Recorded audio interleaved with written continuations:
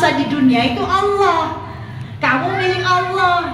Allah bisa kasih rezeki, Allah bisa, gampang banget bagi Allah kasih pekerjaan. Cuma Allah mau uji kamu dulu nih, mau uji keimanan kalian dulu. Lihat di surat Al-Ankabut ayat 2.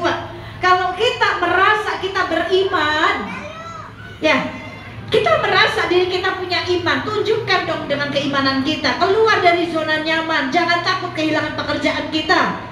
Ya, jangan gara-gara pekerjaan kita kehilangan Allah, kita takut nggak bisa makan, kita takut banyak pengangguran. Ada Allah, Allah itu mudah sekali memberikan ya rezekinya, kasih kehidupan yang lebih berkah buat kita. Allah, bagi Allah mudah sekali.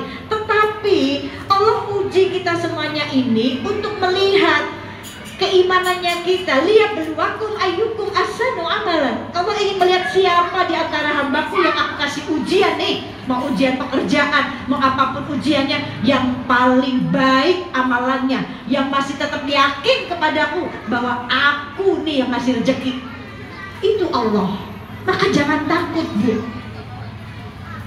Saudara-saudara kita di Palestina, mereka itu perantara, orang-orang yang dikasihi, yang dicinta sama Allah. Yang diuji bukan mereka. Sungguh Allah sudah sediakan tempat terbaik buat mereka, karena mereka sudah tinggal di tempat yang terbaik. Palestina, bumi yang diberkahi oleh Allah. Mereka sudah tinggal di tempat tanah yang terbaik, negara yang terbaik. Makanya Allah uji, makanya Allah kasih ya ujian seperti ini. Di Al-Quran sudah ada. Tetapi yang jelas-jelas diuji itu adalah kita, keimanannya kita. Sanggup gak kita beramal baik untuk mereka? Kalau mereka, saudara-saudara kita di Palestina, jelas mereka sudah berada di tempat yang berkah. Mereka sudah dalam pertolongannya Allah, sudah mendapatkan surga bagi Allah. Nah kita nih yang belum dapat surga ini, kita lagi dikasih surga sama Allah. Jalannya seperti ini, harus nolongin saudara-saudara kita di Palestina. Ini Allah pengen lihat wakum ayyukum ahsanu amalan. Siapa yang paling baik amalannya? Nih sekarang tunjukkan. Ini kalau kita bicara konteks temanya kita, bagaimana kita menjalin ukhuwah, nih sekarang ditunjukkan. Bagaimana kita menjalin ukhuwah yang baik ya. Bu, kita semuanya kan sholat ya. Semua sholat dong. Sholat ya. Karena syariatnya memang sholat itu wajib hukumnya. Tetapi hakikatnya sholat, apakah kita sudah paham? Jangan kita hanya dengar azan, ambil wudhu, berdiri sholat saja. Itu syariatnya, kewajiban. Tapi hakikatnya dari kita mengerjakan sholat, kita paham gak sih? Inna sholat tanha 'anil fahsya'i wal munkar. Sesungguhnya sholatku harus mencegah perbuatan keji dan mungkar. Keji dalam diri kita. Jangan berbuat keji saat kita sudah sholat. Kan itu intinya. Dan kita mencegah perbuatan yang mungkar. Intinya itu, Bu. Intinya kita sholat, ngerjain sholat itu kita bisa mencegah perbuatan yang keji dalam lisan, dalam dirinya kita. Lisannya dijaga untuk tidak berkata yang keji untuk orang lain. Matanya dijaga untuk tidak melihat hal yang keji, melihat orang lain dengan pandangan yang buruk sangka, kejam, tidak berkasih sayang pandangannya. Telinganya dijaga untuk tidak mendengarkan hal-hal yang buruk. Ini kan perbuatan-perbuatan keji kalau kita lakukan. Padahal kita udah sholat. Orang yang udah sholat, sholatnya benar ya, maka dia mampu mengaplikasikan. Karena saat kita sholat, semua anggota tubuh kita sholat, Bu. Allahu Akbar, lisan kita sholat saat itu, mata kita sholat, menyembah Allah, bertakbir, mengatakan Allah Maha Besar, tangan kita sholat, kaki, aliran darah semuanya, syarat-syaratnya kita semuanya sedang sholat saat itu. Maka setelah sholat, aplikasikan tadi. Inna sholat tanha 'anil fahsya'i wal munkar. Sesungguhnya sholatku mencegah perbuatan yang keji dan mungkar. Keji dalam diri kita, dari tubuh kita. Setelah sholat, lisannya dijaga. untuk nggak ngomongin orang, lisannya dijaga untuk tidak mengadu domba, memprovokasi orang, lisannya dijaga untuk tidak menyakiti hati saudara kita dengan omongannya kita. Ini orang yang telah sholat, kan gitu. Tangannya dijaga. Orang setelah sholat itu segala sesuatu dalam tubuhnya melakukan hal yang baik. Karena saat sholat itu kan kita minta hidayah, Bu. 17 kali, Bu, kita minta hidayah sama Allah. Ihdinas syiratal mustaqim. Ini 17 kali kita minta hidayah sama Allah. Ya Allah, tunjukkan aku ke jalan yang lurus. Ini jalan yang lurus, supaya matanya juga lurus, telinganya lurus.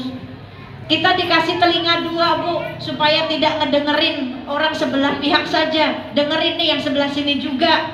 Tuh, netral. Jangan ngompor-ngomporin. Kita dikasih mata 2. Nih, mata nih, jangan cuma melihat orang sebelah mata saja. Yang sebelah lihat kebaikannya, jangan lihat keburukannya saja. Lihat kebaikannya. Telinga juga gitu. Tangan juga gitu. Saat tangan ngambil sesuatu yang haram, tangan kiri tuh ngingetin, jangan, itu haram. Kaki juga gitu, dikasih 2 segala sesuatunya. Tapi kenapa ini mulut cuma 1, Bu? Nggak dikasih 2 nih, kanan kiri ada mulut kita. 1 aja ember, gimana 2? Betul nggak? 1 aja, Masya Allah, banyak orang adu domba. 1 aja ember, gimana 2? Bocor semua, Bu. Betul nggak? Itu Allah lebih tahu. Dan ini nih, lisan yang banyak menyebabkan kaum perempuan masuk ke dalam neraka. Mana perempuan? Mana perempuan? Angkat tangan dong perempuan. Jangan malu kalian perempuan. Kita nih yang menuhi neraka kaumnya kita, Bu. Kenapa asbabnya nih? Kata Rasul nih, yang nggak bisa jaga dua mulut atas sama mulut bawah. Yang ini yang paling bahaya. Gara-gara lisan. Hati-hati banget ya. Untuk saudara-saudara kita di Palestina, kalau kita nggak bisa ya, tidak mau peduli, setidaknya lisannya diam aja udah. Jangan malah ngabain, nyakitin hati orang-orang yang sedang berjuang membantu saudara-saudara kita di Palestina. Man kana yu'minuna billahi wal yaumil akhir falyaqul khairan. Barang siapa yang beriman kepada Allah dan hari akhir, hendaklah dia berkata yang baik. Kalau nggak bisa, diam aja udah. Ini. Maka dari sholat kita ini yang mampu kelak melihat diri kita nih. Kita udah sholat yang benar atau belum tuh? Bisa kita lihat nih dalam diri kita sendiri, Bu. Sholat saya udah benar belum sih? Kalau sholat saya udah benar, saya nggak akan mungkin ngomongin orang, gibahin orang. Karena habis sholat kan harus mencegah perbuatan yang keji dalam tubuhnya kita. Orang kalau udah sholatnya yang benar, dia akan ukhuwahnya akan benar, habli minanasnya akan benar. Dia takut buat ngomongin orang, takut. Karena apa? Dia udah sholat. Berarti kalau ada orang yang udah sholat tapi masih ngomongin orang, dia belum sholat yang benar. Baru berdiri aja, baru mendirikan sholat tapi belum mengerjakan sholat. Beda loh, Bu. Berdiri, mendirikan dan mengerjakan itu beda. Kalau udah ngerjain, dia akan sungguh-sungguh supaya yang pantas untuk kita puji itu senang. Kan kita kalau pengen dapat cintanya orang yang kita cintai, kan kita pasti sungguh-sungguh, Bu. Ibu pengen dapat perhatiannya suami, pengen dapat